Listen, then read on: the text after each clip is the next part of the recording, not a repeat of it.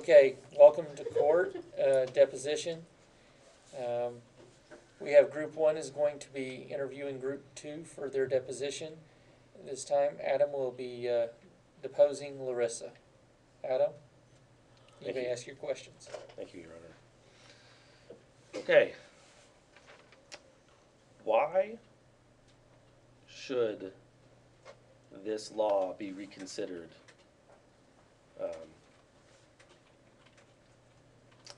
I guess why should this be reconsidered to be put into place? May I confer with my counsel for Yes, sure. just a moment? Why should this law be reconsidered?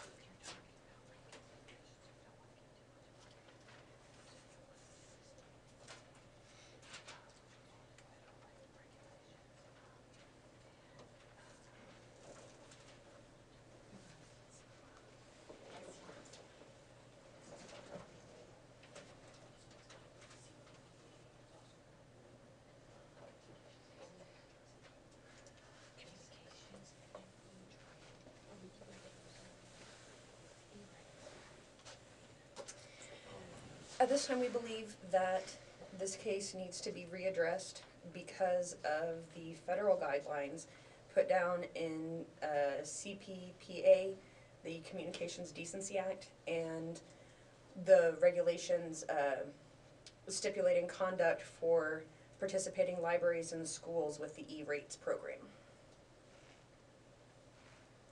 Okay.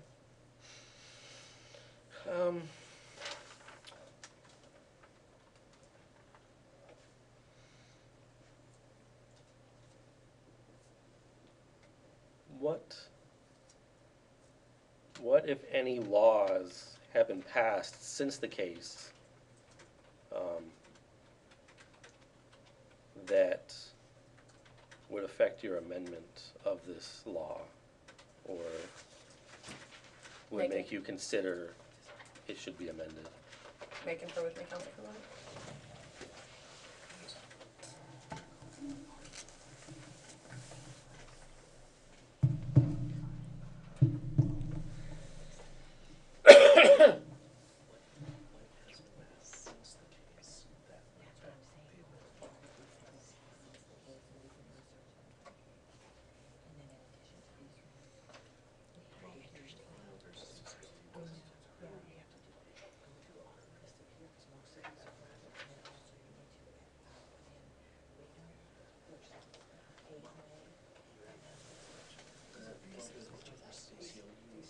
Is the CBA case, but that's the one that we Originally, I thought we were retrying. No, for the first few weeks, I thought we were retrying it. And then switch it to appeal. described. I've only I understand that, 2 months after I turned 18, I got court. I got jury duty, but that's the only, some of these amendments would that's the only real participation I've had. affect our ability What to you put the didn't law make into it. place as it harm us. Some of the things lend more support to it. So that however it is today. Saying that to this.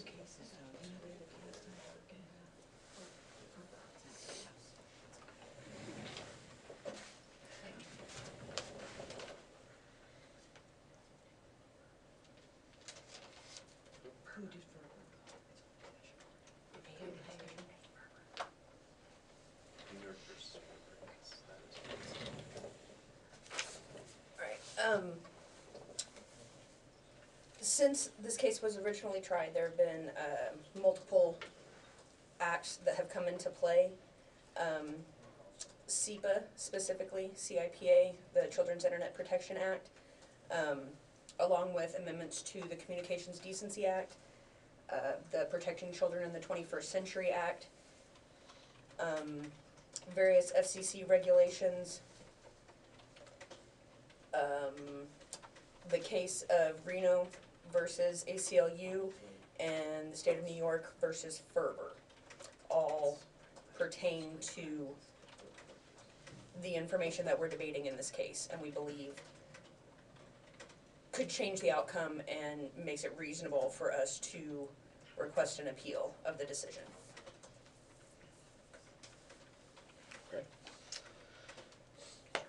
One topic that was brought up for this case to made an appeal to appeal the injunction against this law was that some mistakes were possibly found or there were felt there were mistakes made. What mistakes exactly do you find in surrounding the original case for the outcome to be the way it was? May I confirm with my counsel? Yes. Can you repeat the question, please, because I'm not sure I understood it fully. But just summarize it. Basically, you want to know what mistakes we have found? It's my understanding that the amendment is trying to be amended because of one reason, was because there are mistakes made in the original case somewhere. I'm just trying to. In, I'd just like to in know order what- to appeal a case, you have to find a reason, a law that was misinterpreted. Correct. You have to find something that was unconstitutional. There has to be a legitimate legal reason why the case was misapplied. That is what he's asking. What was the reason?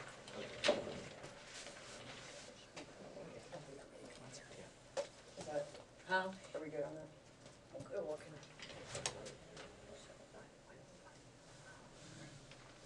Is that what you were asking? Yeah. Like I was. Because I said, they can do Yeah. it. Yeah.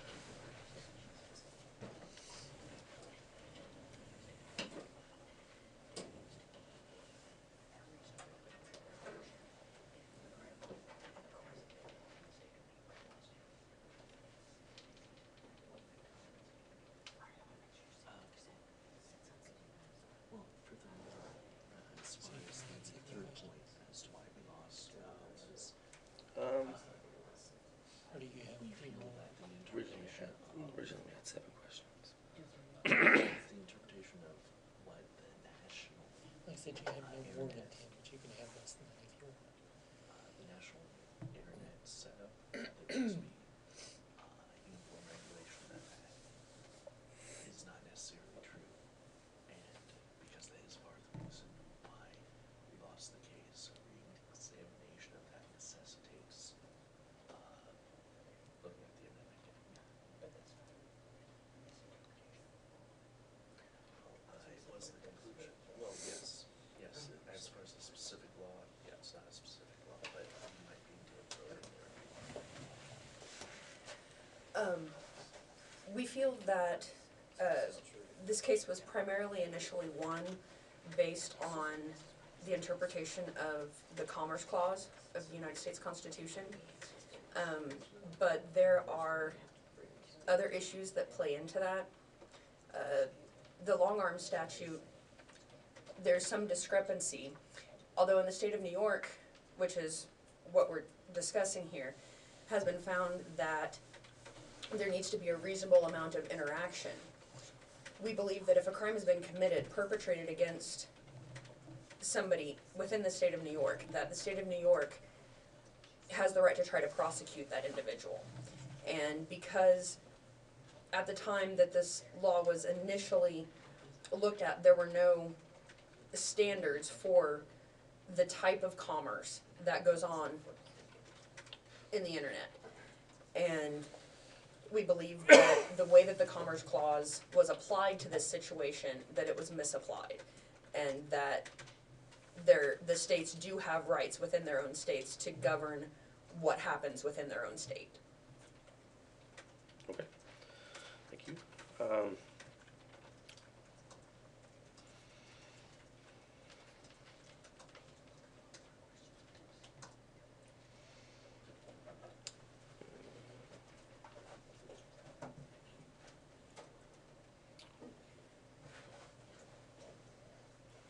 Now, given the Commerce Clause and the Long Arm Clause,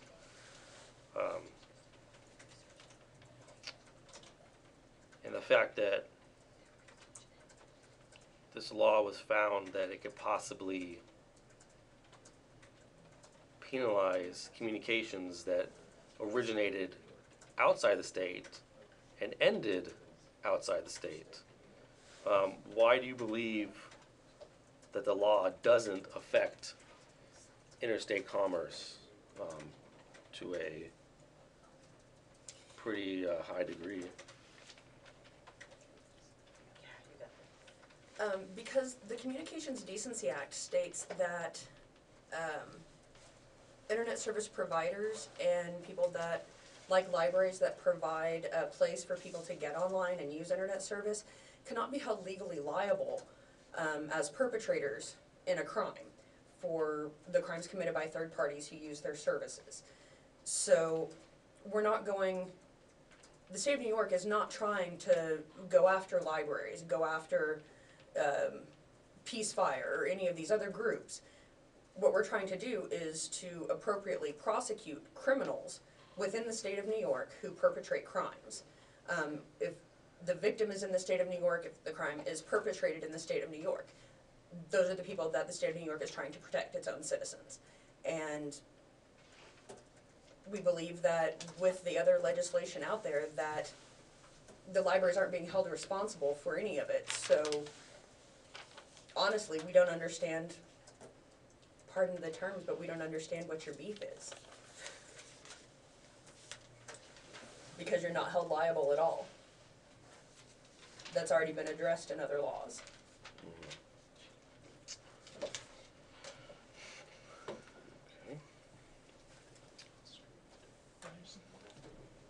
And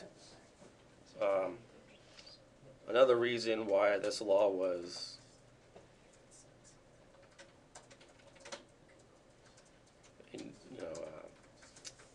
struck down, or the primary injunction passed, was because part of it was due to the First Amendment. They felt that, and Supreme Court has said that the internet is somewhat of a preserve for free speech, and like some other cases, even ones you mentioned, they've been struck down for First Amendment violations or been found illegal because of the First Amendment. What about this law what has happened to cause you to think that this law is now okay, or this law can now pass in its form, and it does not violate free speech on the internet, or free speech in general?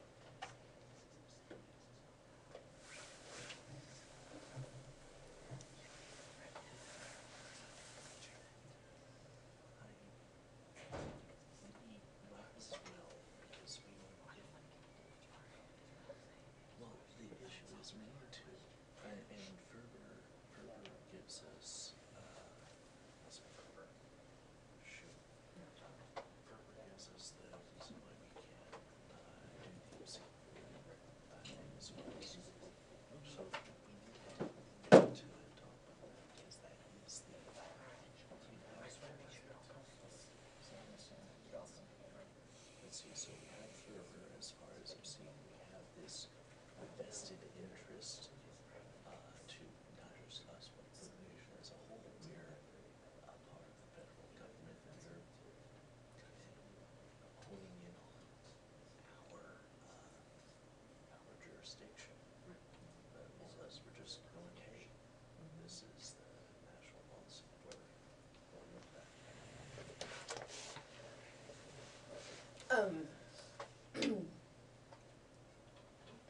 I'm sorry, could you restate the question so I can kind of reformulate my thought after discussion? I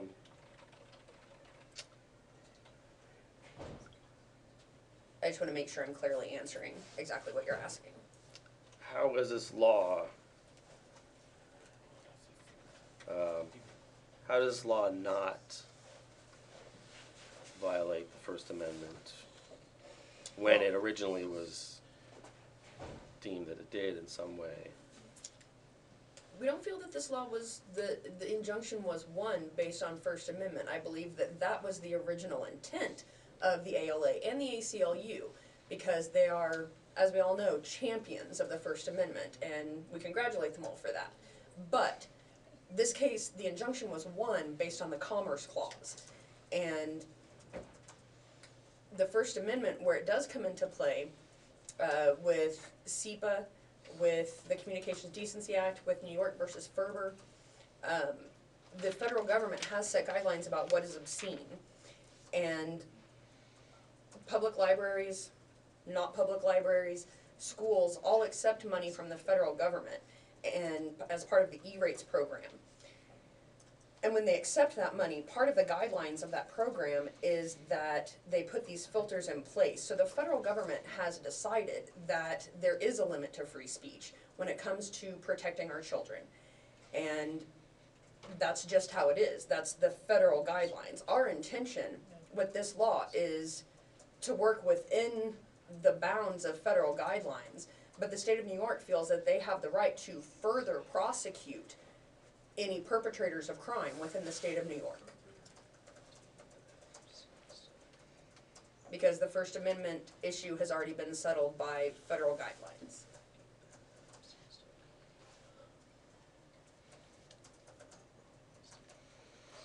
Or they define obscenity, they define,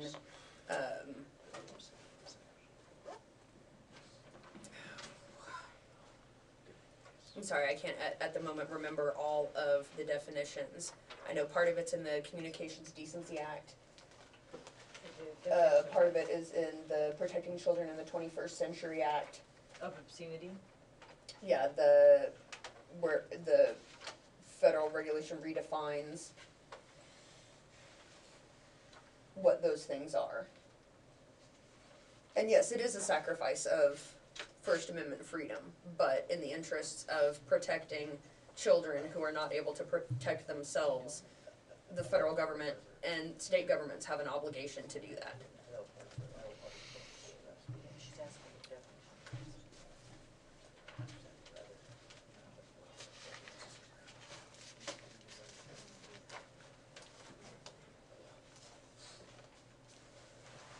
What makes you feel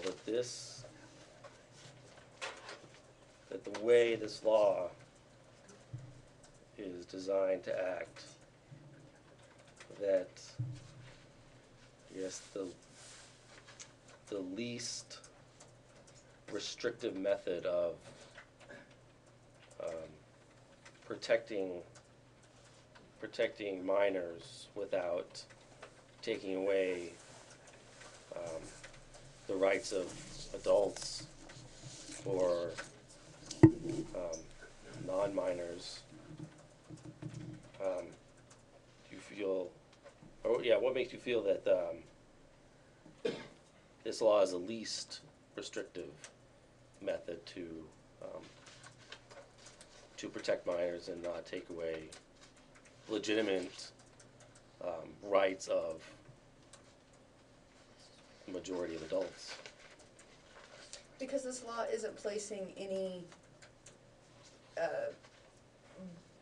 further burden upon any of the plaintiff organizations than what programs that they're already involved in would place on them. We're just trying to make this a jurisdictional issue so that we're allowed to prosecute perpetrators within the state of New York. The requirements for filters, the requirements for making sure that people using products are of a certain age, that certain filters are applied, and it states within the law that, you know, those filters can be removed when it's proven that someone is over the age of 18 by use of credit cards or even in some cases social security numbers, things like that. There are different avenues that have used these same kinds of things, you know, in gambling, in, you know, paid legal pornography sites. There are all kinds of ways to verify identity of the user, and those are the kinds of guidelines that are required by SEPA and by the E-rates program that you're already being required to follow. So this law isn't placing any further burden than what those guidelines have already placed upon you. Like I said, we're just trying to make it a jurisdictional issue so that we are sure to fully prosecute, to extend the extent of the law to which we can prosecute people within the state of New York.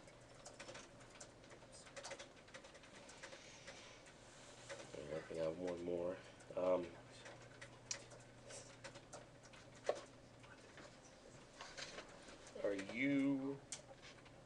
Is your organization or The state of New York? I guess the state of New York, are you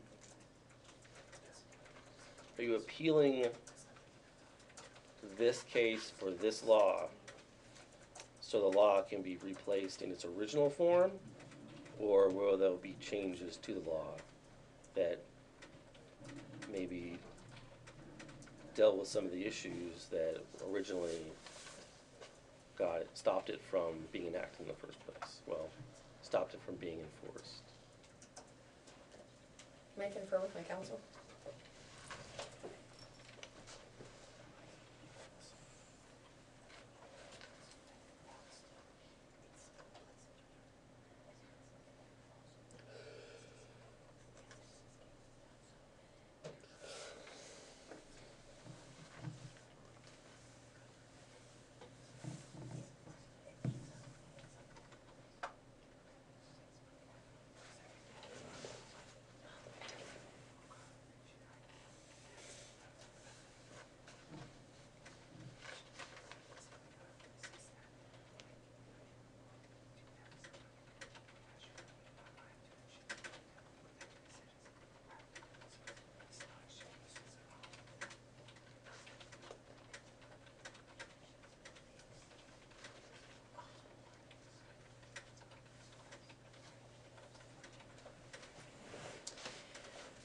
At this time, we believe that the original form of the law is suitable.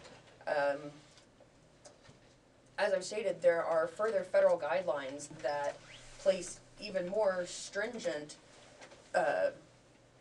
burden, I suppose, upon the plaintiffs to fulfill their obligations to ensure that no children are exposed to pornography. So we don't feel that the original law is being any more strict, so the original form is more than okay with what we're trying to accomplish within the state of New York. Okay. Those are all the questions I have with this, All right. for this deposition. Thank you very much. Thank you.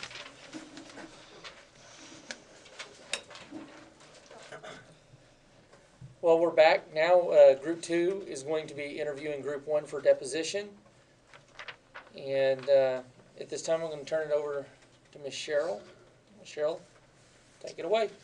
All right, my first question for you is, in the original case, you stated that the statute would place undue burden on you.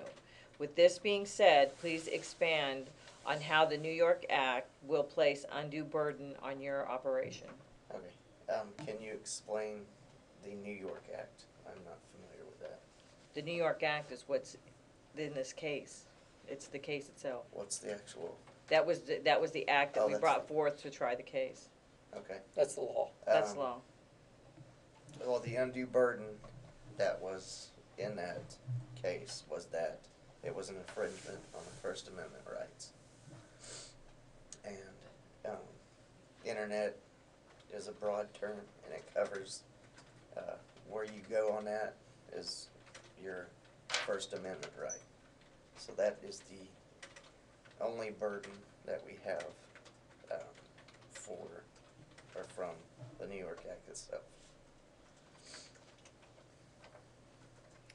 Okay, for question number 2, how many times have the organizations, which includes everybody that's involved in your case, accepted the E-rate discount, knowing the responsibility associated with accepting the discount? Okay. The E-rate discount, it provides discounts to assist us to be able to supply the internet for the library systems, the public school systems. It also, the funds that come off of that also go and help supply for free lunches for these school systems to have. So as far as accepting the discount, we just get the companies to provide us the internet access.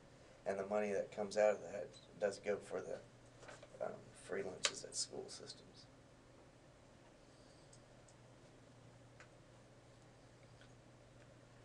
I'm not sure if that answered the question. Can you rephrase, I guess rephrase the question, because I'm not sure you answered the question, so rephrase your answer, please, for me again.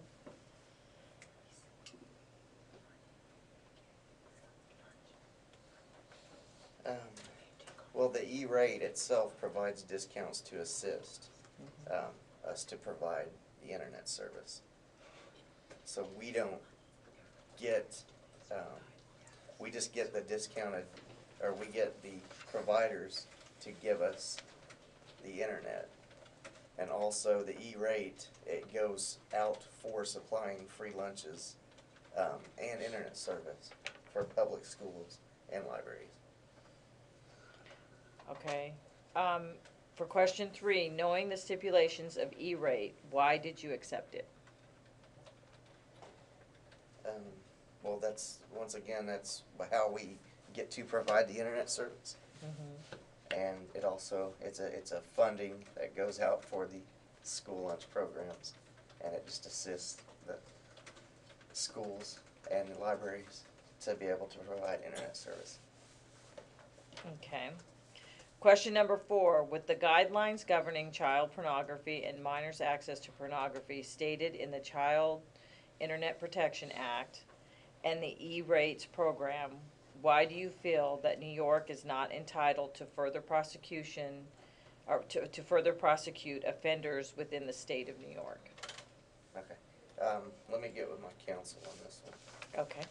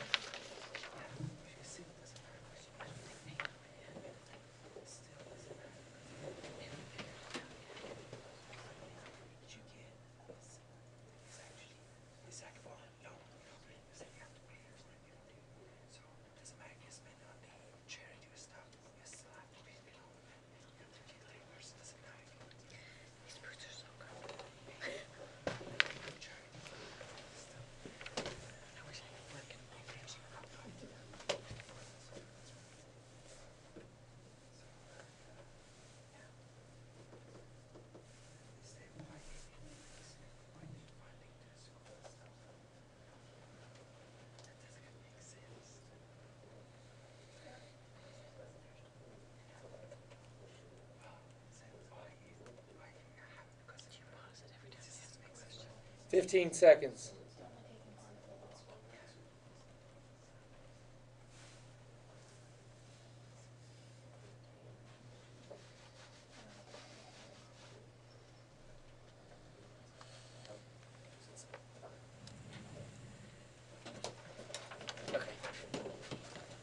After consulting, the Children's Internet Protection Act is used to prosecute also outside the state. Say I'm in New York looking at a web page and it's coming out of California. That's an out-of-state or intrastate situation that we have going on, so it's used to prosecute out of state. Did your final answer? It's Yeah, fine. okay. Make sure I give you time. Okay, number 5, what guidelines did you put into place to prohibit the viewing and distribution of pornography by or to a minor? Okay. It is industry standard to put in place on computers and public use computers that you're not to be, going to sites. Industry standard also has filters that can be put in place to block those types of sites. As far as, I don't know exactly how New York public library systems do their, but it is industry standard that some things possibly are blocked, and there's also little terms of conditions that you have to apply in order to get on any public use computer. Okay, can you expand, or can I ask, because I don't know what he means by, when you say industry standard for the stipulations, can you expand? I'm not sure I understand what your meaning of industry standard is. Industry standard is protocols put into place that a computer, it's basically protocols that are put into place, and it's just a standard set. Like, you have to agree on the terms and conditions before you use any computer system. And in that, has stipulations on what you can and cannot do on a computer system that you jump on. Okay. My sixth question is, the Communications Decency Act has been interpreted to say that the operators of internet services are not to be construed as publishers and thus are not legally liable for the words of third parties who use their services. This would exempt libraries from any liabilities, so what burden is really placed on you? Okay. Let me consult my counsel.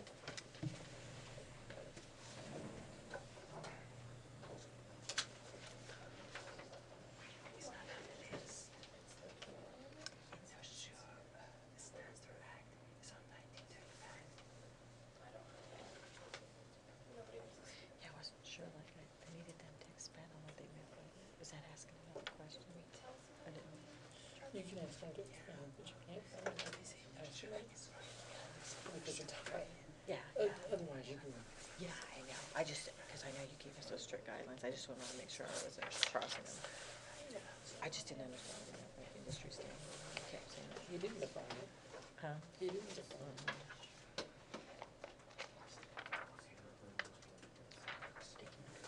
I know. He still did it.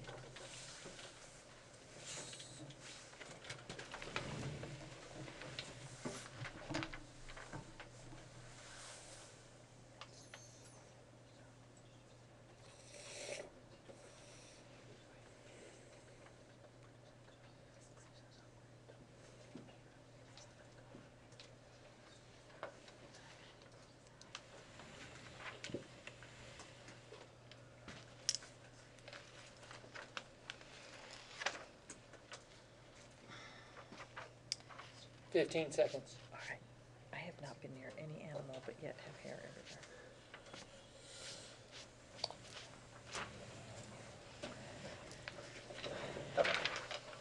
After consulting my counsel, it's not really, it's not a burden that's placed on the library. It's just an infringement of the First Amendment's rights.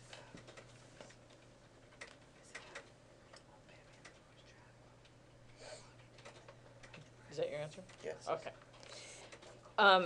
Number 7, was there any type of disclosure signed by the adults who registered for accounts stating that they or anyone using their account might be subjected to offensive material at any time?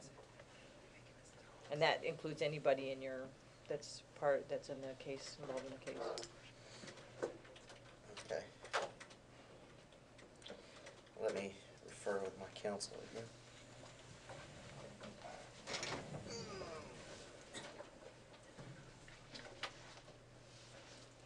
That'll be a yes or no question. Yeah.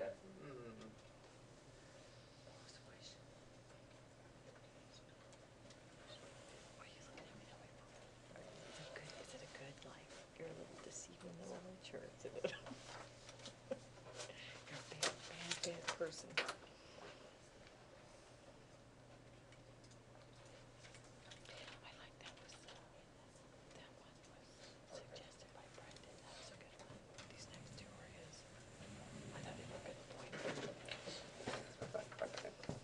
yes, the parent of any minor child as well has to sign a disclosure of using the accounts. It might be subject to offensive material. So that is also, the parents have to sign for the children as well. Okay, number 8, was there any disclaimer signed as a part of the terms and conditions for services stating that your, which is any party involved in your case, company cannot be held liable for being an engine for the distribution of offensive material knowingly or unknowingly? And that too would be a yes. And number 9, what portions of free speech have been prohibited by the New York Act? The portions of going on the internet itself is protected by the First Amendment of free speech. The good one? Okay. Number 10, how does monitoring software, systems to track users, or implementation of the New York Act impose an undue burden on communication outside New York? Let me confer with my counsel.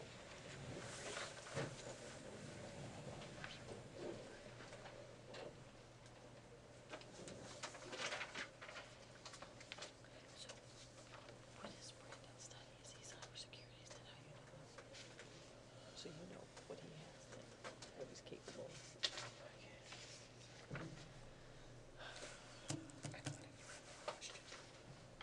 Yeah, he's the last one.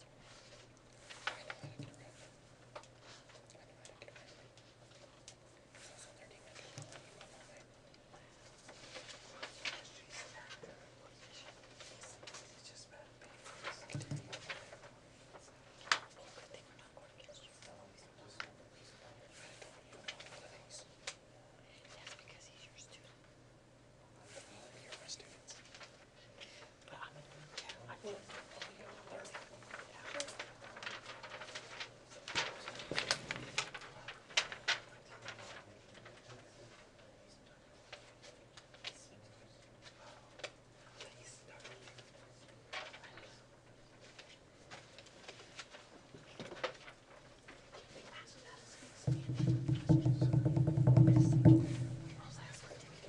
15 seconds.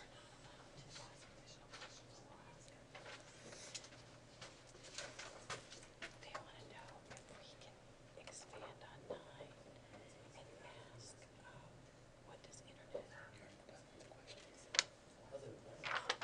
We can't confer with the team on the one. This breaks it all down.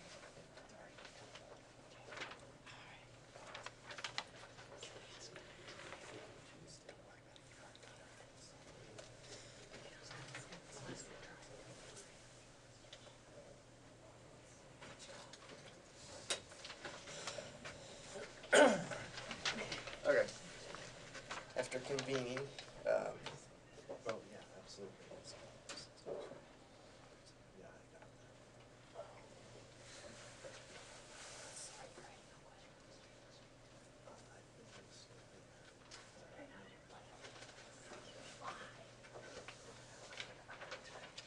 the monitoring software really doesn't impose anything to do with the New York Act, any kind of burden or anything with the New York Act. So your answer is it doesn't, is that what you're saying? Yes. Okay, No other questions? that's all of ours, that's the last of our questions. All right, well, we appreciate y'all participating in this deposition. All this will be forwarded to the judge for his interpretation, and we'll await the trial next week.